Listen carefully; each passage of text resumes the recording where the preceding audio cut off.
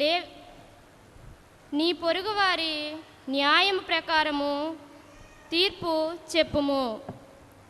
లేవీకాండము 19వ అధ్యాయము 1వ వచనము మరియు 2 మరియు 11వ వచనము మరియు 18వ వచనం వరకు. ప్రభు మోషేతో ఇశ్రాయేలీయులకు ఈ రీతిగా చెప్పమనెను.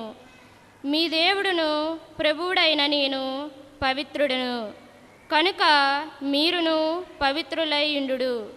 మీరు దొంగతనము మోసము చేయకుడురు, అబద్ధమాడకుడు, మీ పేరెత్తి అసత్యము ప్రమాణములను చేయకుడు, నా నామమున అమంగళమును చేయకుడు. నేను ప్రభువుడను. మీ పొరుగు వారిని వేధింపకుడు, వాని సొత్తు దోచుకొనకుడు, దొంగలింపకుడు. రాత్రి గడవక మునిపే మీరు కూలికి కుదుర్చుకుని వాని కూలి చెల్లింపుడు. మూగవారిని శాపింపకుడు, గ్రుడ్డివారిని నడుచు త్రోవలలో దేనికైనను అడ్డము పెట్టి అతడు పడినట్లు చేయకుడు.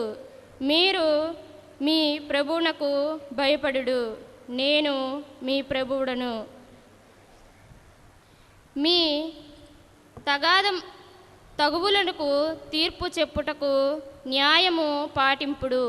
పేదలకు పక్షపాతము చూపకుడు, సంపన్నులకు భయపడకుడు. న్యాయము ప్రకారము తీర్పు చెప్పుడు. ఇరుగు పొరుగు మెడ వ్యతిరేకపు తీర్పుగాంచకుడు. చాడీలు చెప్పకుడు. నీ పొరుగువారికి ప్రాణహాని చేయకుడు. నేను ప్రభువుడను.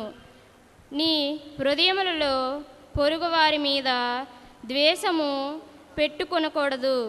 అతని తప్పిదములను గూర్చి అతనిని మందలింపుడు.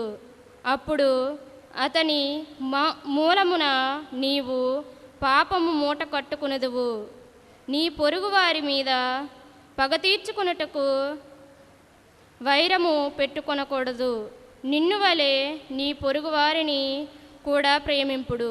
నేను ప్రభువుడను. ఇది ప్రభువాక్కు. సర్వేశ్వరికి వందనములు.